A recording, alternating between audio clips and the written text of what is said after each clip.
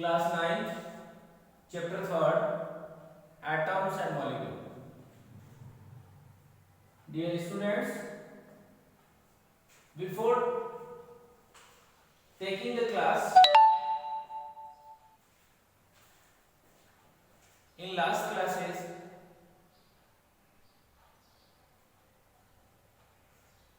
in previous lectures, we have discussed about the periodic table. S block and P block we have discussed in our previous classes, in our previous lecture. Then basically जो periodic table है वो है क्या, किसकी study करते हैं हम उसमें एटम्स की बात कर रहे थे या एलिमेंट्स की बात कर रहे थे। तो आपके दिमाग में क्वेश्चन उठ रहा होगा कि सर ये एटम्स होते क्या हैं, और एटम्स है तो what is the difference between atoms and molecules, ये मॉलिक्यूल क्या चीज होती है। तो सबसे पहले जब साइंस की बात करें हम, आज तो बड़ा एडवांस हो चुका है साइंस, बहुत पहले की बात करें, एंशिएंट टाइम की बात करें तो हमारे ऋषि मुनि जो हैं वही साइंस जानते थे। और इसी तरीके के एक ऋषि हैं जिनका मैं नाम लेना चाहूंगा, महर्षि कनाद। महर्षि कनाद, महर्षि कनाद जो ऋषि थे, उन्होंने सबसे पहले परमाणु नाम दिया था। क्या नाम दिया था? परमाणु। हिंदी में बोला था उन्होंने, परमाणु नाम दिया। महर्षि कनाद ने क्या नाम दिया? परमाणु। परमाणु के बारे में महर्षि कनाद ने सबसे पहले चर्चा की और ये कहा कि अगर हम पदार्थ को, कहां से लिया इन्होंने परमाणु वर्ड? इन्होंने बोला पदार्थ। क्या नाम दिया? पदार्थ। पदार्थ को अगर हम डिवाइड करें पदार्थ को, डिविजिबल करें पदार्थ को, तो जैसे हम डिवाइड कर रहे हैं और डिवाइड होना बंद हो जाए, उस जो इसकी यानी पदार्थ किन से मिलकर बना होता है, तो इन्होंने नाम दिया परमाणु। तो परमाणु जो वर्ड है, परमाणु जो शब्द है, पहली बार किसने इंट्रोड्यूस करवाया? महर्षि कनाद। किन्होंने इंट्रोड्यूस करवाया? महर्षि कनाद। तो परमाणु के बारे में जो बात हुई पहले, सबसे पहले वो किसने की? महर्षि कनाद ने। फिर दो साइंटिस्ट जो थे, डेमोक्रिटस और यूसिपस, दो साइंटिस्ट थे। इन साइंटिस्ट ने फिर इस पे वर्क किया। इस पे वर्क किया पदार्थ के ऊपर, जिसको मैटर नाम दिया गया। क्या नाम दिया गया? मैटर नाम दिया गया। तो मैटर को डिवाइड, इन्होंने कहा कि if we start dividing the matter, matter को हम डिवाइड करना स्टार्ट करें, एंड व्हाइल डिवाइडिंग,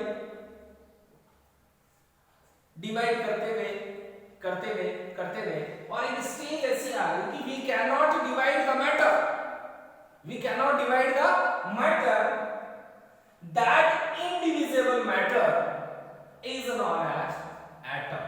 तो डेमोक्रिटस जो था, डेमोक्रिटस और यूसिपस ने ये डिस्कशन किया, ये बात की कि अगर हम मैटर को डिवाइड करते जाएं तो एक ऐसी स्टेज आ जाएगी। तो उस स्टेज को डेमोक्रिटस ने नाम दिया। किसने नाम दिया था? डेमोक्रिटस ने नाम दिया था उसको क्या? एटम। डेमोक्रिटस ने क्या नाम दे दिया उसको?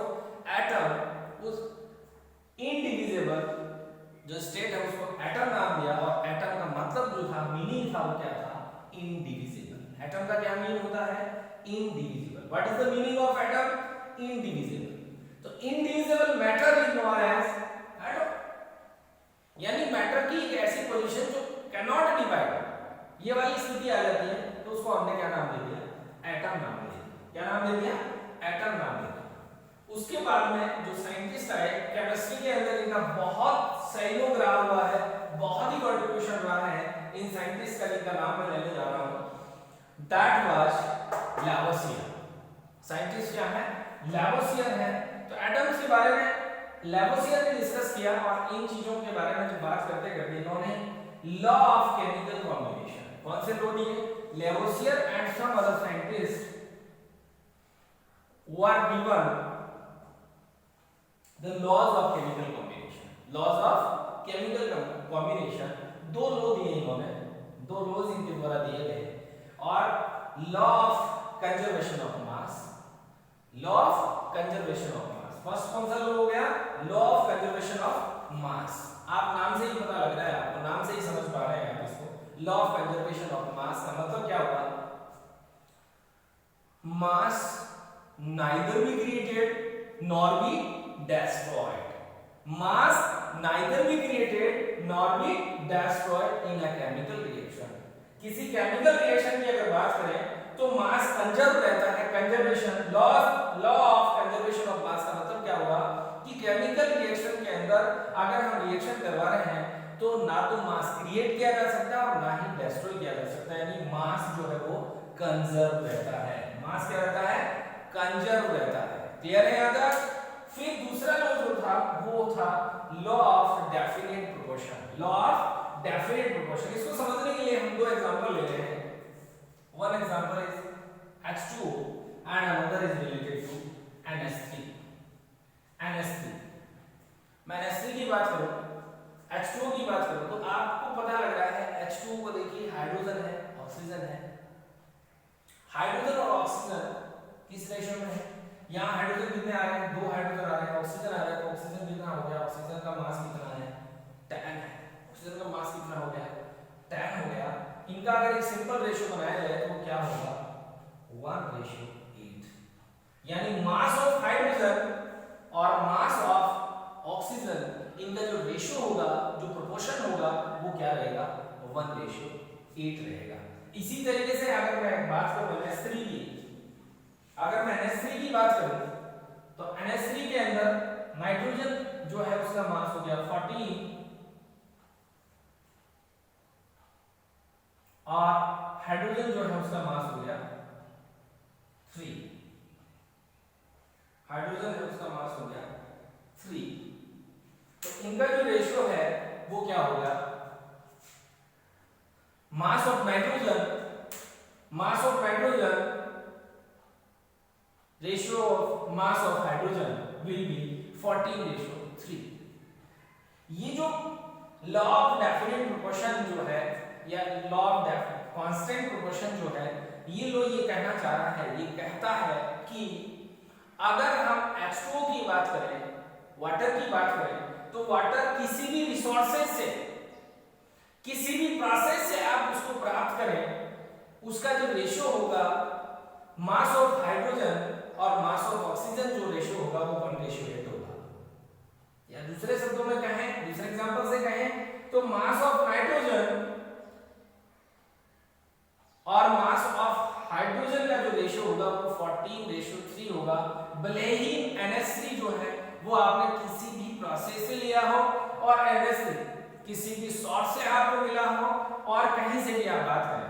अगर मैं वाटर की बात करूं, मैं गंगा के जल की बात करता हूं, तो गंगा के जल के अंदर भी हाइड्रोजन और ऑक्सीजन का जो रेशियो होगा वो 1:8 होगा। और मैं हमारे टैप वाटर की, जो घर में हम वाटर यूज करते हैं उसकी बात करें तो भी 1:8 होगा। और अगर हम किसी बिस्लरी के प्रोडक्ट की बात करें, आरओ यूज करते हुए वाटर की बात करें, तो भी उसका जो रेशियो होगा वो 1:8 होगा। तो लॉ ऑफ डेफिनेट प्रोपोर्शन या लॉ ऑफ कांस्टेंट प्रोपोर्शन जो प्राउड के द्वारा ये लॉ दिया गया था, इसमें लेवोसियर के साथ साइंटिस्ट और जुड़े, प्राउड, जोसेफ प्राउड, जो प्राउड साइंटिस्ट थे, उन प्राउड ने ये कहा कि जो अगर किसी कंपाउंड के अंदर उसके रिसोर्सेज कुछ भी हो, उसका जो प्रोपोर्शन होगा, जो रेशियो होगा मास का, वो डेफिनेट होगा। क्या होगा? डेफिनेट होगा।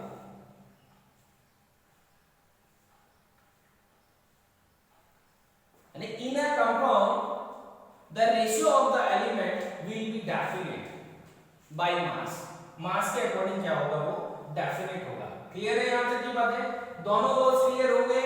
यानी लेवोसियर जो था, लेवोसियर साइंटिस्ट ने कुछ अदर साइंटिस्ट को लेके लॉ ऑफ केमिकल कॉम्बिनेशन की बात की और उसके अंदर पहला लॉ था वो था law of conservation of mass और दूसरा जो था वो था लॉ ऑफ डेफिनेट प्रोपोर्शन और लॉ ऑफ कांस्टेंट प्रोपोर्शन, जिसके लिए हमने दो एग्जांपल लिए H2O और NH3। ठीक है, आप बुक से और पढ़ सकते हैं, उससे और अच्छे से आपको समझ में आ जाएगा। ये कुछ एग्जांपल्स दे रखे हैं। ठीक है, अब हम बात करते हैं एटम्स के मामले में। इसी तरीके की स्टडीज करते करते एक साइंटिस्ट आए, जॉन डाल्टन। जॉन डाल्टन, और डाल्टन जो साइंटिस्ट था, डाल्टन साइंटिस्ट ने इन्हीं दो लॉज को बेस बनाते हुए law of conservation of mass और लॉ ऑफ कांस्टेंट प्रोपोर्शन या law of constant law of definite proportion को यूज करते हुए इसने एक थ्योरी दी, कुछ पोस्टुलेट्स दिए जिनको बोलते हैं हम Dalton's atomic theory. Dalton's atomic theory बहुत ही इंपॉर्टेंट टॉपिक है ये आपके यहाँ इस चैप्टर के अंदर। सबसे इंपॉर्टेंट टॉपिक जो आ रहा है अभी तक का वो आ रहा है Dalton's atomic theory. Dalton's atomic theory, इसको स्टडी करते हुए हम हमारे इस लेक्चर को ओवर करेंगे।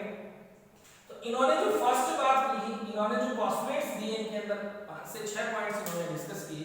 पहला पॉइंट इनका था वो ये था कि matters are made up of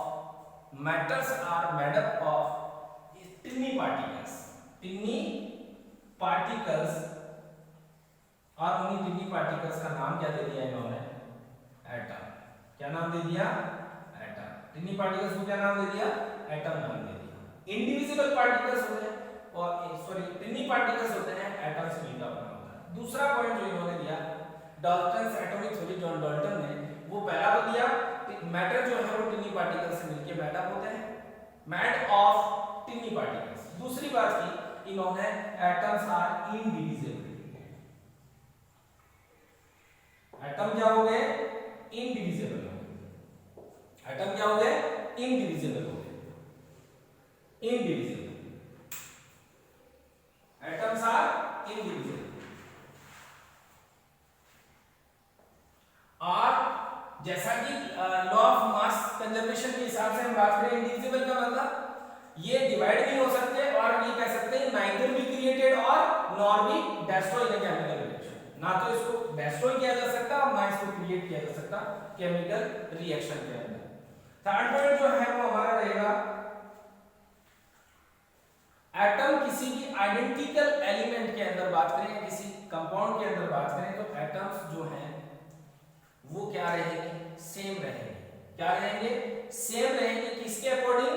मास और केमिकल जो प्रॉपर्टीज हैं उनकी, मास और प्रॉपर्टीज जो हैं वो क्या रहेगी? इनकी सेम रहेगी। मास और प्रॉपर्टीज सेम रहेगी क्योंकि जो किसी डेफिनेट की बात करें, जैसे मान लीजिए हम बात करते हैं CO2 के अंदर कार्बन की बात करें तो कार्बन जो है उसका जो मास होगा या प्रॉपर्टीज होगी वो रहेगी कार्बन की होगी, कार्बन की जैसी रहेगी। इसी तरीके से अगर बात करें, चौथा पॉइंट है डिफरेंट जो एलिमेंट्स हैं उनके अंदर अगर इनकी बात करें, एटम्स की बात करें तो उनकी प्रॉपर्टी जो होगी वो डिफरेंट होगी। मास और प्रॉपर्टीज क्या होगी? डिफरेंट होगी। जैसे अगर बात करें हम कार्बन की बात करें तो कार्बन का ऐसे ले लो तो कार्बन का मास और कार्बन की केमिकल प्रॉपर्टीज सेम रहेगी। इसी तरीके से हम बात करें कि कार्बन से हम ऑक्सीजन का अगर कंपेयर करना चाहें तो कार्बन की प्रॉपर्टीज अलग रहेगी, ऑक्सीजन की प्रॉपर्टीज अलग रहेगी। तो ये पॉइंट हो गया डिफरेंट। ये डिफरेंट के साथ है कि अगर कार्बन और ऑक्सीजन की बात हम करें तो कार्बन की केमिकल प्रॉपर्टीज अपनी अलग रहेगी, मास उसका अलग रहेगा। इसी प्रकार से ऑक्सीजन की प्रॉपर्टीज अलग रहेगी और ऑक्सीजन का मास अलग रहेगा। पांचवा पॉइंट ये है कि अगर हम इनसे क्या बनाए? कंपाउंड्स बनाए। क्या बनाए? अगर एटम से मिलकर क्या बनते हैं? कंपाउंड्स बनते हैं या मॉलिक्यूल्स बनते हैं तो उनके अंदर जो एटम का जो रेशियो होगा वो किस नंबर में होगा? होल नंबर में होगा। इसमें होगा होल नंबर में होगा, कोई फ्रैक्शन नहीं होगा। कोई फ्रैक्शन नहीं होगा, होल नंबर में होगा। ठीक है।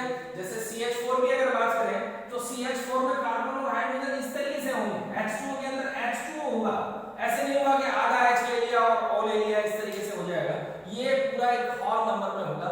अगर दो मॉलिक्यूल हाइड्रोजन के हैं तो एक मॉलिक्यूल ऑक्सीजन का होगा। सॉरी, दो एटम अगर हाइड्रोजन के हैं तो एक एटम किसका होगा? ऑक्सीजन का होगा। इसी तरीके से कार्बन के कार्बन का एक एटम होगा तो हाइड्रोजन के कितने एटम होंगे? 4 एटम होंगे। ऐसा नहीं हो सकता कि आधा एटम ले लिया और बना लिया हमने कंपाउंड, ऐसा नहीं होगा। ठीक है। और 6 पॉइंट जो है वो ये है कि इनका जो प्रोपोर्शन है वो डेफिनेट होगा। इनका जो प्रोपोर्शन है वो डेफिनेट होगा। 6 पॉइंट ये है, इनका प्रोपोर्शन डेफिनेट होगा। मैं एक बार वापस रिकैप्चुलेट करता हूं डाल्टन्स एटॉमिक थ्योरी को। यानी डाल्टन्स एटॉमिक थ्योरी के अंदर इन्होंने जो लैवोसियर और जो ब्राउन वगैरह और अदर साइंटिस्ट जो थे, इन्होंने जो लॉज दिए थे उन लॉज के आधार पर इन्होंने 5 से 6 पॉइंट दे दिए डाल्टन्स एटॉमिक थ्योरी के अंदर। इस तरीके से बात की इन्होंने कि टिनी पार्टिकल से मिलकर मैटर बना होता है जिनको एटम बोलते हैं। एटम्स इंडिविजिबल होते हैं, neither be created nor be destroyed. In a chemical reaction. और ये थर्ड पॉइंट जो है ये था कि अगर किसी सेम एलिमेंट की बात करें, डेफिनेट किसी एलिमेंट की बात करें, तो उसके अंदर उसकी मास और जो केमिकल प्रॉपर्टीज होगी या प्रॉपर्टी जो होगी वो सेम रहेगी। जैसे ऑक्सीजन की बात करें तो ऑक्सीजन कहाँ भी है, कहीं से भी हम बात करें ऑक्सीजन की, तो ऑक्सीजन का मास और केमिकल प्रॉपर्टी या प्रॉपर्टी सेम रहेगी। डिफरेंट की बात की तो जैसे हम कार्बन की बात करें तो कार्बन की केमिकल प्रॉपर्टीज कार्बन से सेम है, ऑक्सीजन की ऑक्सीजन से सेम है, लेकिन कार्बन और ऑक्सीजन से हम कंपेयर करना है तो कार्बन का मास अलग होगा, प्रॉपर्टीज अलग होंगी, ऑक्सीजन का मास अलग होगा, ऑक्सीजन की प्रॉपर्टी अलग होगी। फिफ्थ पॉइंट जो था हमारा ये था कि अगर हम इनसे कंपाउंड्स बनाते हैं या मॉलिक्यूल्स बनाते हैं तो उसके अंदर जो ये इनका जो रेशियो होगा वो एक होल नंबर में होगा, फ्रैक्शन में नहीं आएगी वैल्यू, किसमें आएगी, होल नंबर में आएगी। और सिक्स जो पॉइंट है वो हमारा हो रहा है कि अगर ये केमिकल रिएक्शन में कहीं या कहीं प्रोडक्ट बनाते हैं तो इनका जो प्रोपोर्शन होगा वो डेफिनेट प्रोपोर्शन होगा, यानी सोर्स कुछ भी हो प्रोपोर्शन उनका डेफिनेट होगा। CH4 के बाद अगर NH3 की बात करें, H2 वाला एग्जांपल जो था वो है कि उसके अंदर हाइड्रोजन और ऑक्सीजन का रेशियो है या नाइट्रोजन और हाइड्रोजन का जो रेशियो है वो क्या रहेगा, डेफिनेट रहेगा, कांस्टेंट रहेगा, भले हम कहीं से भी बात करें। क्लियर है यहाँ तक की बातें? इसके आगे की बात हम जो है एटम्स की और फिर मॉलिक्यूल्स की जो बात है वो नेक्स्ट क्लासेस में डिस्कस करेंगे, क्योंकि लेक्चर जो है वो काफी बड़ा हो जाएगा। तो आपसे यही निवेदन है, घर पे आप नोट्स बनाएं, पढ़ें, आप बुक से पढ़ें।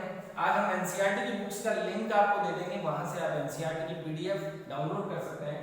और 8th 9th और 10th का जो सिलेबस है 2021 की जो एग्जाम होने वाली है उसके अंदर 8th 9th का सिलेबस कोई एनसीईआरटी बुक्स यूज होंगी और 10th का सिलेबस जो है वही है, सेम है, कोई चेंज नहीं है उसके अंदर, ठीक है।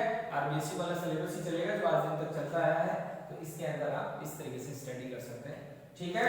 तो आप हमारे चैनल जो है उसका नाम है सागर एजुकेशनल एकेडमी, गोविंदपुरा के नाम से चैनल बना हुआ है, उसको आप सब्सक्राइब करें, लाइक करें और शेयर करें अपने फ्रेंड्स के साथ, ताकि आपको जो नेक्स्ट वीडियो जो भी हम वीडियो बनाएं उन वीडियो का आपको लिंक मिल जाएगा और वीडियो इजी वे में आपको फाइंड आउट हो जाएगा, ठीक है।